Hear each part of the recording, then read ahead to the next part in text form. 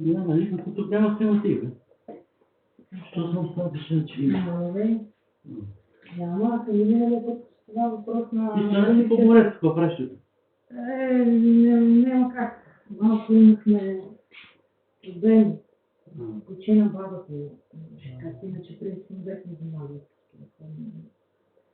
Това съживеят, ще се намерят. Кръста. Слазичко, бриз, духа. Къде беше на моя? Тук на българската или На на... българската. Ще има апартамент, тук има възпитателни. Мама се обича да ходи. Ако видите там на първо, там влажите. Да. Там направили сега по-рано не беше. Хубаво всичко и не е скъпо. Не е скъпо, няма много. 4 човека цял ден шейкове, мейкове, храна, обяд, мама, бирички. 80 за Че държи зомби такива. С това, че държи зомби. Шатли. Много се опасва. Правят се шатли с трева такава. Удобно. И виси такава, и пада сенти идеално. Водата топла. Красота.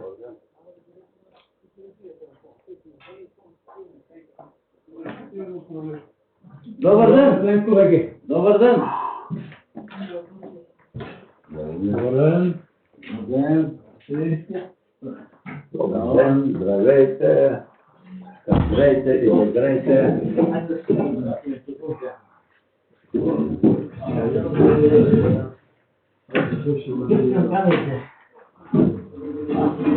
Гъвкам камерите.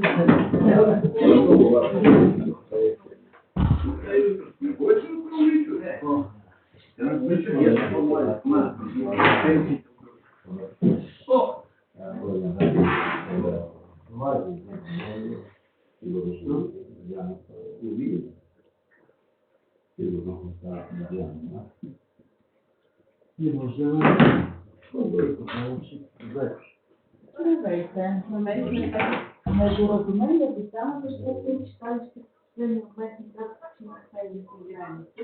Се подредили жените и... Те не знаят това силно време. Да. Дали сте на живо? Не, напротив, аз го включвам и вече, и ти изпратила имейла с линка към вече. Младежи, леко объркване имаше. Само се обърквя. Да го не кажеш, само Иван не е слушал. Да,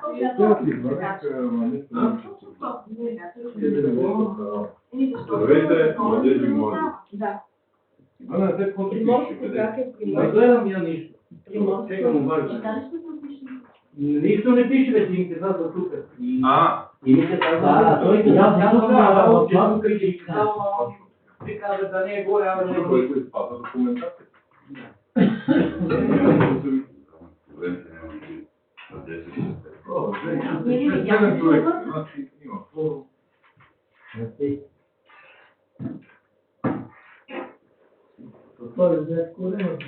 Без болница. Да, болница. Николай на море почивка. Мариана има служебни ангажименти. Влади, той им пише. Не види тази кога не засяда ли било. Види нещо там не знам. Така че, Първо ден се загавя, взема му говорила по ръцете, тези всички показания. Она Лора Владимирова му говорила по ръцете. Да. Говорила по ръцете, кой си карал да живеят курси за помоложно, при готарио. И вика връща ги и така се горе, и она рекла, я уморя на тази седем в палата, никъде го случи и други. И това говори с тези баби казва. И вика тя се прия говори. И признам главата на Бога, викам, не, Чичулина, я виж, това не говори, бро, иде. Лора не, вратам на това. Лора Владимирова? Да. Дойде ка бързо помощ. като грама вика Много бойна беше тя, много... Ама пише, как го тире си цял купенко, пише как делате сега, пише делат някаква как да направят паметника, пак когато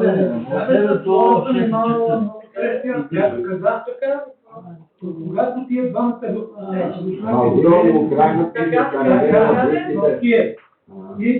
тия двамата от руски самолети. Един самолет прелезло. Обаче тия запишават и когато на Украината Голубьов питат в Киреево, на къде в Кеника, лоби в село Кореево. Ония казват тук в България такова село нема. И там отива на срещу и случайно се срещна една украинка. А то било дъщерята на това Голубьов. И дъщерята викне, кой в тебе вика, аз съм от Видин, от България Видин. Моя дъща там да загина от него село, ама казва, че няма такова село там. Кое е това село? Кореево. Тя каза, не Кореево, Киреево. Да почва излъчването, така че бъде директно и майка. И 70-та година дъщерята идва на тая и отива си тогава. Ама, да се включиш дешки. Да, аз съм... Това е това примерно. От 10 часа започва с бум. Не говорим нищо лошо. Говорим. Добър ден. Добър ден. Поне път коментираме нещо. Това казва, да предупреждавам. Я не трябва да знам, вече сте тук да видите да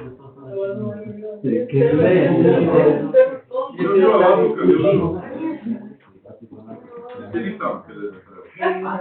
Тук се. Тук прижава.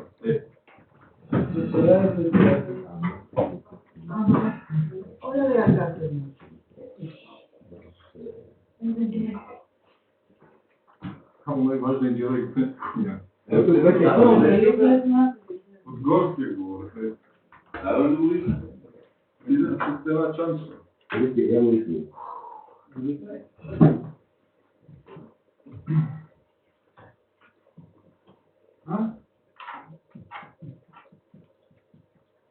Не лучше. И там е Женя. Да. Добре, ще ни кажеш, че ние сме 100 пъти. Добре, да няма проблем. Защо карай ги?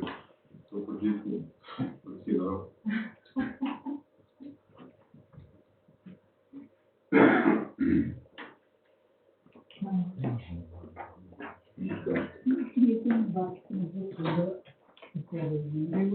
Заповядай, господин кмете. Благодаря.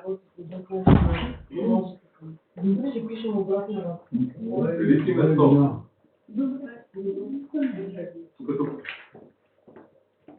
На почето място? Да. Тук. Къде си? До кмета. Добре, седи провал. Седи кмете. Да, само не се не учите кмета, защото ще стане лошо.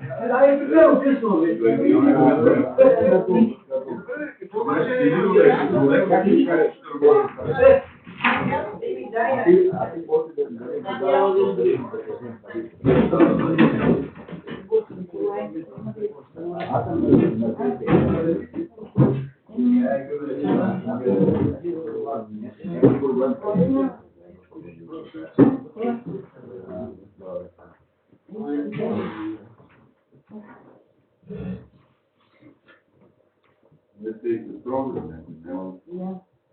Няма се троси. Е труден по старото.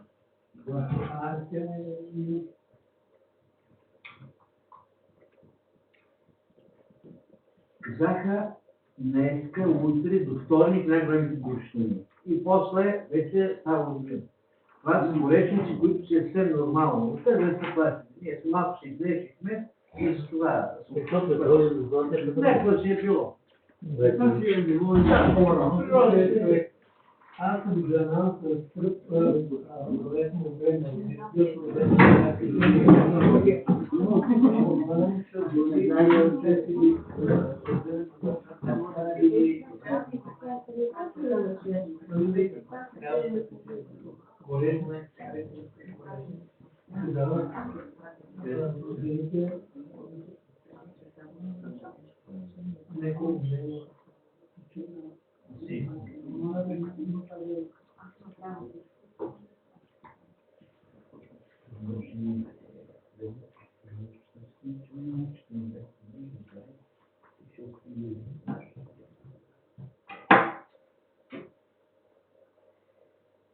Уважаеми дами и господа общински съветници, уважаеми господин кмет на община Макреш, уважаеми кметски наместници, гости, имам и представител на Общинската избирателна комисия. Часът е 10:05. На 12.7 започваме извънредно заседание на Общински съвет Макреш с единствена точка от дневния ред.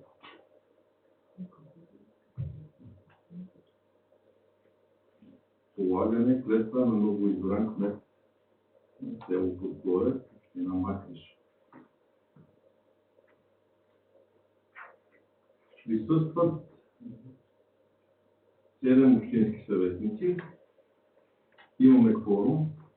Заседанието може да продължи. Като отсъстват Владислав Василев по уважителни причини, Мариана Маринова служебно възпрепятствана, Николай Николов е отпуска и Веселин Велков е в болница за здравословно проблеми. Така всички са по уважителни причини.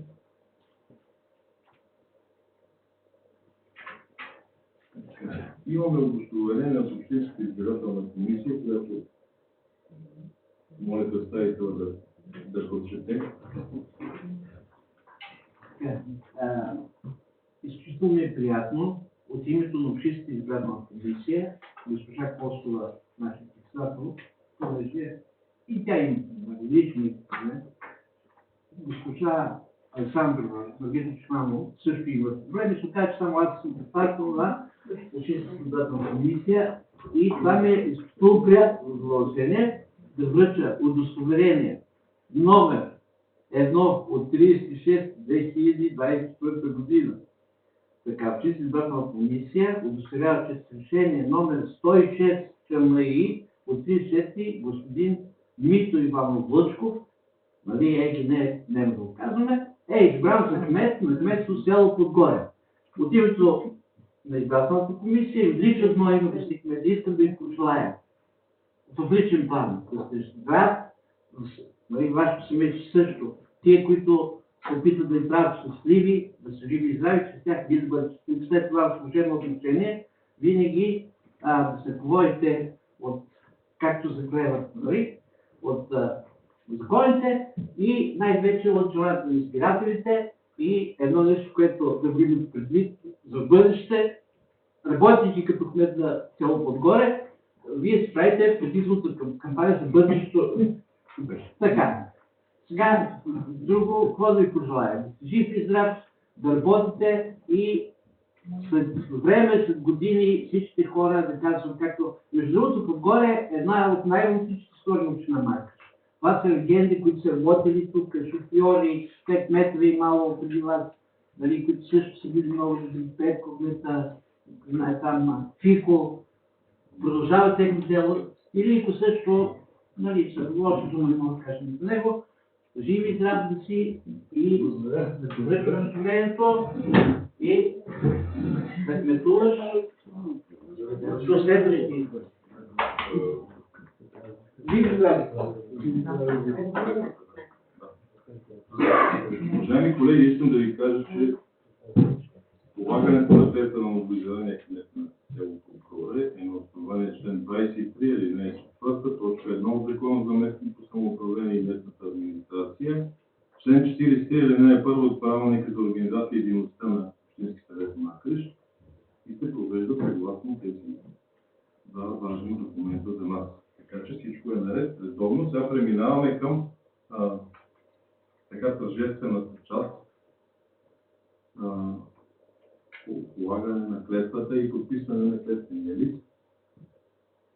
Така, господин Митро Вълчев, може да представяте.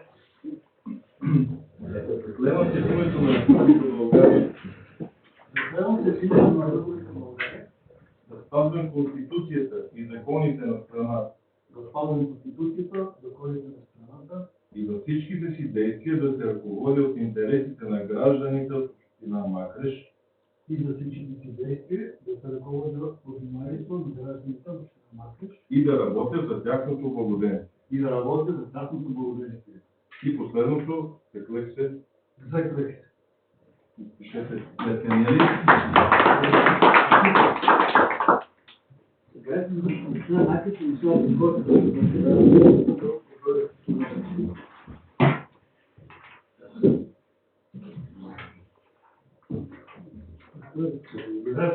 Специализирахме нещата. Някой колеги да каже нещо. Приветствие, някой препоръки, нещо. Гергов. Емоциите преминаха и така нататък по тази предизборна кампания, която минае сега. Искам да изказвам впечатлението от личността Нито Иван, който познавам 10 няколко години, може би 10 години. И винаги съм го поощрявал и съм казвал добри думи за него.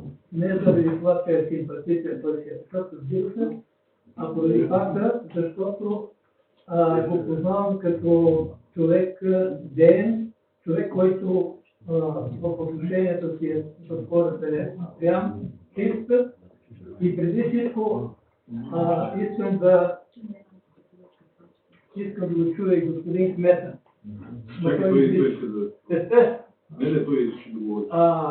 И тъй като познавам добре Нито и като аз бивш кмет така нататък, знам горе-долу какви са задълженията и отговорностите и тук не мога да се каже рамка да не излизаш извън рамката на законите, но иначе това, което трябва да направи за столовите и така нататък, няма рамка. Като строител, той показа неговото, знам и ако посетите къщата, аз съм посетил на няколко пъти на Нито, трябва той лично, макар че не е инженер, той е строител, но трябва да ви кажа, че там всичко е направено точно гласно така.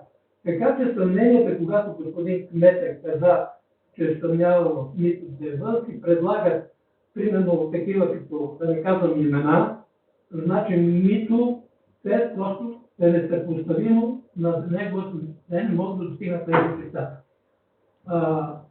Убеден съм, предполагам, но съм и убеден, че Нито ще бъде един достоен кмет на Подгоре, човек, който е строител и разбира, и човек, който обича да може и да се опълчи тогава, когато неговото мнение не попада с мнение на по-високостоящ. Затова му пожелавам в личен план да е жив и здрав, неговото семейство, което да е научил и в служебната си работа дано отгоре, защото там се случиха някакви неща, които не са добри в тези реализацията на тези капиталови и така нататък, но съм убеден, че мисля, че това ще продължи и отгоре ще тръгне вече по съвсем друг път. Благодаря за хубавите думи. Надявам се, че вече всички се познаваме много добре. От моята работа, която е няколко месеца, тук като време на споменаващите. Искам да ви уверя, че от сега нататък ще се боря най-вече за благоденствието на Подгоре. И не само на Подгоре, и цялата община. Това, което мога да направя аз. Но искам специално внимание от страна на господин Амов за Подгоре. Защото до сега не съм доволен от внимание. Може да тиха да господин Амов. Това е, което искам да ви кажа. И освен това искам да ви почерпа. Тук не е много удобно. Какво ще кажете за кафето долу? Общинския съвет, общинската администрация да се вземе долу за половин час и да се почерпим. Така, който каквото желае, аз нося също неща. Браво! И така. Да благодарим и на госпожа Бориска Борисова Въпрос отношение към кметството и за хубавата свършена работа. Господин Николан. Искам и аз няколко думи да кажа. Първо, честито на избрания кмет, аз уважавам решението на избирателите и мисля, че не подлежи на коментар. Що се отнася за това, съм казал, става, не става, аз не си спомням такива думи да съм казал. Аз не съм лъжец. Добре, не казвам, всъщност съм казал, че сте лъжец. Искам да кажа нещо такова, че всяка една политическа сила има право да си получи кандидатура. И това по изборен кодекс е направено не от една, от 4. Също така и знаете, че временно изпълняващия кмет, може би за не е дебати говорено, има право да се предложи от общински съветник. Това, че някой общински съветник от моята политическа група е предложил друг, няма нищо лошо. Така че от тук нататък ще работим нормално. Не мога да обещая специално внимание на Подгорец, защото моето специално внимание към всички населени места на общината. И няма привилегировани или с приоритети и така нататък. Специалното внимание за съответното населено место е да си отвърнат кметовете и кметски наместници, които са, и да си изпълняват функциите и задълженията, които са там. Разбира се, могат да разчитат на вас, общински съвет и на мен като кмет на общината, на равнопоставено отношение към тези населени места и що се отнася и до капитал и до това. Не, примерно, някой говоря за всички, това са не конкретно за Подгорец, трябва да се свърши нещо и той да ми поставя задачи. Имате работници в момента, организирайте се, работното време да си спазват, пишете задачите, приоритетни, които са и така нататък, които ги изпълнявайте сега за по-мащабни и по-крупни неща. Разбира се, може да разчитате на подкрепата и не от днеска за утре, утре да се изпълни нещо. Що се отнася до капиталовите? Да не се повтаряме, имам протоколи от селско събрание, което ще направим от следващите месеци отново. Така че точно това е записано като приоритет, даже сме преизпълнили това, защото детската площадка, която е изпълнена, беше поставена на последно место. Знаете, разгледайте се дебати тук и така нататък в последните дни на бюджет 23 година. И завършвайки, искам да ви кажа, че смисъл има някакви граници, някакви възможности. Това е както в едно семейство, така и в едно село, така и в една община. Разпростираме се според възможностите на финансовите възможности на общината. И ако правилно си подредим приоритетите, които да ги направим, защото нормално е някакви неща да са по-приоритетни на другите, тогава всичко ще бъде наред. Там няма да бъдат доволни всички граждани, това е ясно, защото който живее в най-глупата улица на последната къща, ние на него трябва да му бъдем внимание и няма как да му обещаем това от там, когато тази улица никога не е асфалтирана и не е да стане толкова бързо. Когато се живее с 200 човека на не е много висок, в момента се живее с такива, не подценявам нещата, но сами разбирате за какво говорим. Така че винаги сме издавали, поне откъде аз съм кмет на общината, сме издавали възможност да си решите какво да се работи по капиталовите разходи, защото в Подгорец специално има такива доброжелатели, които също са работили в общината и се предлагали някои решения, които са изпълнени и после хората и говорят глупости по улиците. Не ги цитираме, защото лично те са идвали, които са ни пробили главата да си продадем най-сградата за хотел. Не е кой си, той ще направи това, ти не знаеш, он не знае, той знае. Чисти свет взема решение, някой това са били, обявен е търг, който искал и играл, сградата е продадена на негова собственост е. За другата сграда, която се доупотребява отново, че е продаден площада и това, не, там са регулирани имоти. същия човек идваше тук, топли багички, кифли, хлябове, не знам какво ще бъде, ще снабдяват магазини. Отново обявен търг, не е продаден на конкретен човек и е продаден. След като е купил сградата, не му се полага този имот. Купил имот. И там никога не е било оформено като площад, оформено 10 метра ширина, но и събитие, това се употребява. И спирам тук, нали? Да успокоим малко преди изборните отрасти, защото изборите изминаха вече. И решенията, които взимаме, да не е след година, без да се оплакваме пак от някой друг, защото нещо стана. Желавам още веднъж успехно колегата. И ще ви аз да кажа това отношение. Така, по отношение на работата на кмета,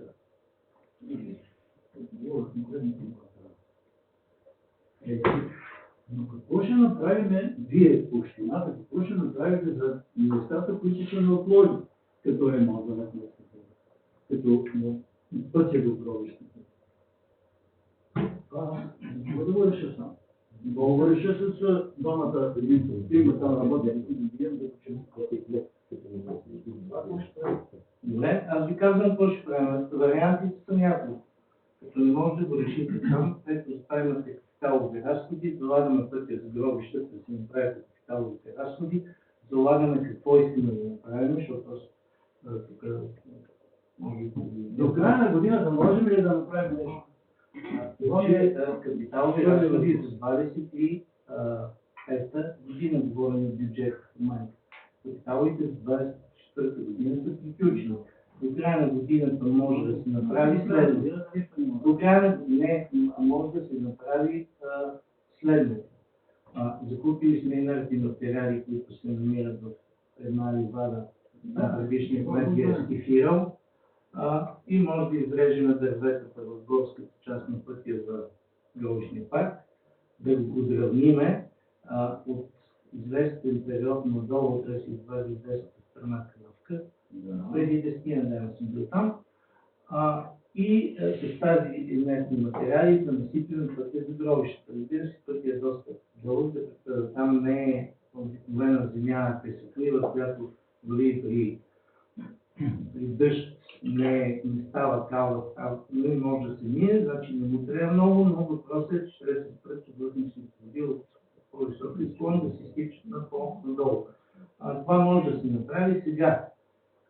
Говоря с нашия багер, значи първо трябва да се мине технологично, което е малко опасна процедура, с кофата да се повдигне някой човек, да изреже клоните на дърветата, т.е. част, защото е много... Ние знаем това, което може да... Има още малко.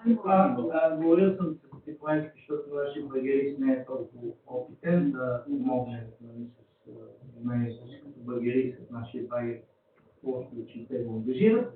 И да го, това може да го застелим. В рамките на което е предвиден ремонта на кметството ще бъде извършен за 15-17 хиляди по памет цитирам, което вие сте подписали количествената сметка, това ще бъде извършено, в момента изменено обществена поръчка. От тук нататък аз не водили разговор с господин кмета, временно споменаваш тогава, и му зададох няколко въпроси. Ние искаме с малко пари да свършим нова работа, което е невъзможно. И всичко ни е приоритетно. И му зададох въпрос. Там ми каже кръчмата, това, читалище. Тя го опитах. Ако имаш някакви пари, които трябва да избереш кръчмата, читалището или кметството, кое ще избереш? Кметството. Добре, тогава тия двете остават не свърши. Няма как да избереш кметството и след това да искаш и строите две веднага да се свършат. С тези пари разполагаме. Така че проявете малко търпение. Сега да не различавам нещата, виждате, около 20 няколко сгради сме ремонтирали, покрили и така нататък. Има така някаква последователност, защото ние имаме много сграден фонд, който не се обитава. И в един момент трябва да го запазим, поне да го направим покрите, след това да направим и другите неща.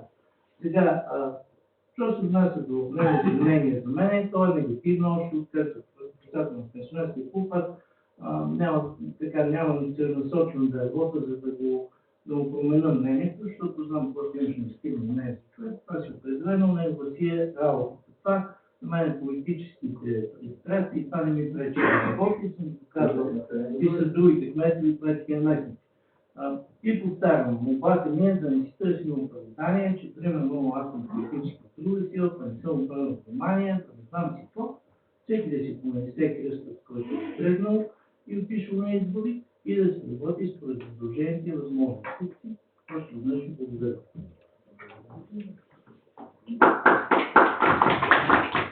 Във връзка с изказването на кмета, мога ли нещо да предложа?